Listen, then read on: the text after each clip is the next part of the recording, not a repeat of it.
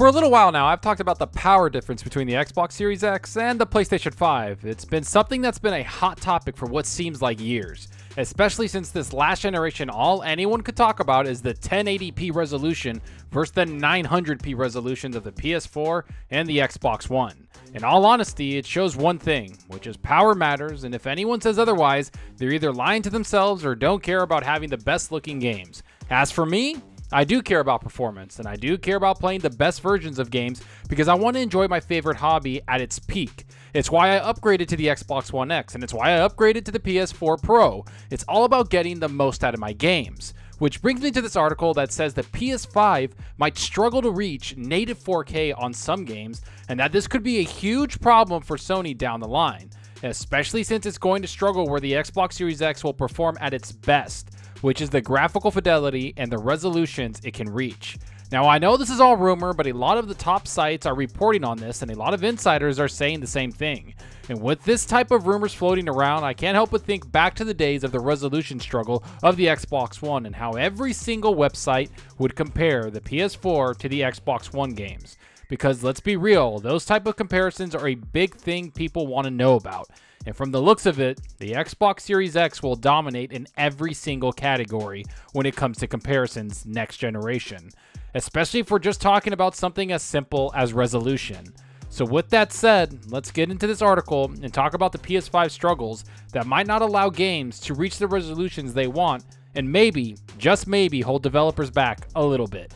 But first, like always, if you liked the video, hit that subscribe button and that like button. The support is greatly appreciated. Alright, so let's get into this rumor because there's a lot to talk about and it's something I think we should all pay attention to, especially since we all know these next generation consoles are going to cost a lot of money. This isn't going to be the same launches we've seen throughout history where the consoles come in at super affordable prices. I have a feeling both the PS5 and the Xbox Series X will be around $500. And because of that, it will allow consoles like the PS5 all digital and the Xbox Series S be the dominant consoles. Yet that still doesn't hide the fact me as a hardcore gamer will buy the most expensive versions of these consoles because I want the best performance. Minus the PS5 where I'll only get the all digital edition because I never truly need to buy a disc on that console, and I'll mainly use that console for their console exclusives. But let's swing around to this notion that the PS5 will struggle with the native 4K games. It's something that surprised me to hear because we know the console will have 9.2 teraflops of power and 10.3 teraflops when it's overclocked, which isn't consistent. Which if you look at the rest of the consoles around, including the Xbox One X, you can see that this console should be able to reach native 4K.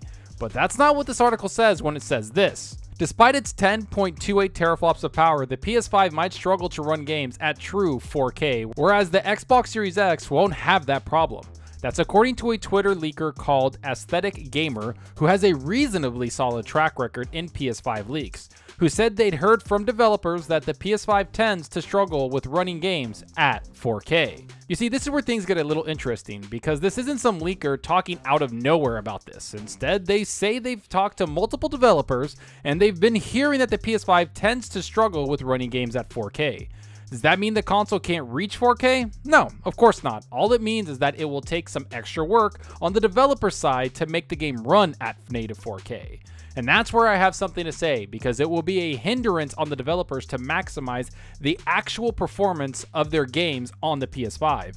Which in turn, if you look at people posting things about the Xbox One and consoles in general, will hold everything back. Is that what's happening right now? Is the PS5 really holding developers back from getting the best out of their games? No, of course not. That would be illogical to think about. But again, people will say the Xbox One console is holding back developers. The double standard is astounding, but again, it's not a surprise. But let's get back to the insider and what else they had to say. Here's what the article continues to talk about. I've heard from other devs that PS5 struggles with 4K games in particular, so you'll see a lot of fake 4K, Aesthetic Gamer said in response to a question asking about the PS5's performance when running the Capcom graphics engine that will power Resident Evil 8.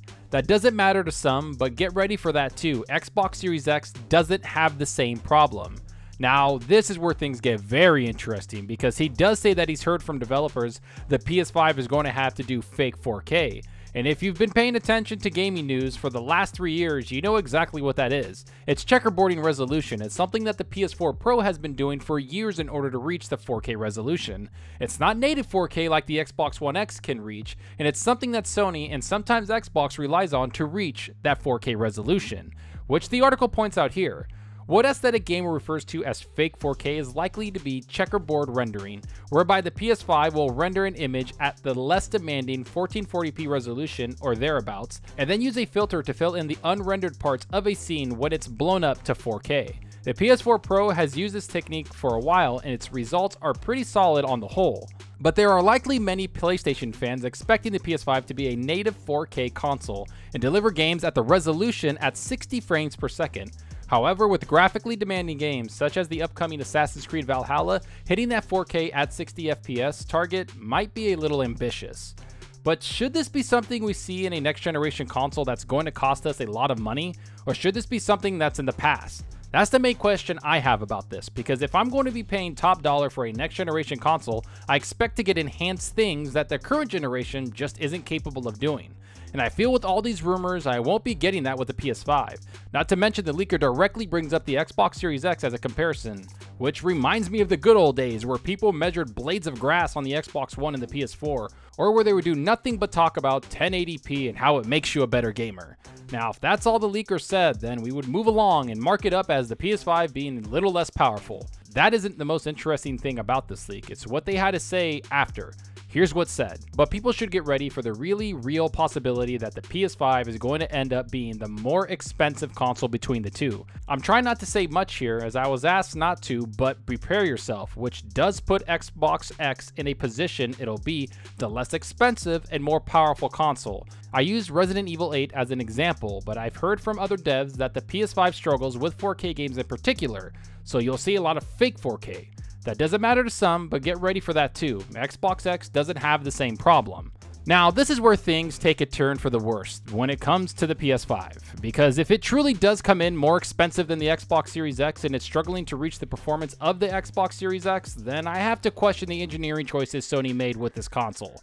Because like the Xbox One, there's no excuse for having a less powerful console and have it be more expensive. It was a mistake that set Xbox back multiple years in this generation and honestly changed the whole dynamic of their brand. All the while, Sony took off and became such a dominant figure in the gaming world. So I find it troublesome if they don't learn from Xbox's mistake and they can't see the type of backlash they will get from gamers if they release a console that struggles to reach 4K. Not to mention, it's going to be more expensive than the rest of the competition out there. That's a bad plan, and I hope this rumor isn't true, and it's honestly scary to think about, because for the last several months, all we've talked about is the price of these consoles and the power behind them. Well, this picture is starting to clear up, because I think the reason Sony and Microsoft are taking forever to release the price is because they know it's going to be a shock to people, especially on the Sony side. I think they know they have to release the console at a higher price than people are used to spending, and since they know the Xbox Series X is going to be far more powerful, they're in this awkward position that Xbox was in this generation. So they're trying to navigate the best way to tackle the situation. And to be fair, I don't think they have a magical recipe for this, because I have a feeling they'll be stuck with constant comparisons like the Xbox One versus the PS4 was, which the article points out the power of the Xbox Series X here. The extra power of the 12 teraflops GPU in the Xbox Series X would appear to give it enough grunt to run games at 4K, though whether it will target 30 FPS or 60 FPS in demanding titles has yet to be seen.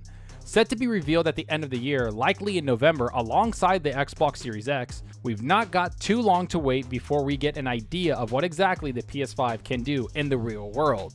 And that's the best thing we can hope for, is direct comparisons on third-party games to see which console came to dominate. And that's why I have a feeling this PS5 might be a little underpowered compared to the competition. Either way, let's hope both of these companies provide great experiences for us. Because I am going to get a PS5 day one, and I am going to get an Xbox Series X day one. And yeah, I'm going to play all my third-party games on the Xbox Series X because of the power and performance it's going to provide me. So let's hope both companies come out and provide great experiences either way. But enough of what I think, tell me what you think about all of this. Do you think the PS5 can hit native 4K? Will the PlayStation 5 have to do checkerboarding? Will this make you want to get the Xbox Series X instead? Which console interests you the most? Will the PS5 be more expensive than the Xbox Series X? How did Sony design a less powerful and more expensive console? Which console will you buy first? Go down below and let me know.